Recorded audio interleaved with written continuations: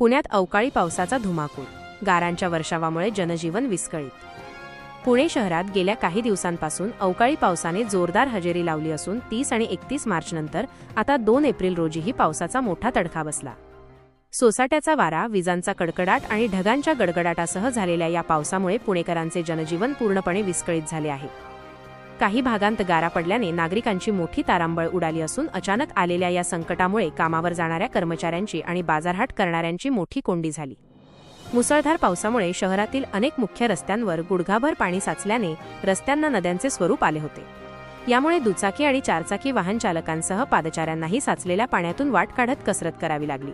सखल भागात पाणी साचल्याने वाहतुकीचा वेग मंदावला असून या अवकाळी पावसामुळे पुण्याच्या विविध भागांत सर्वत्र पाणीच पाणी झाल्याचे चित्र पाहायला मिळाले। उदय विठ्ठल कळस,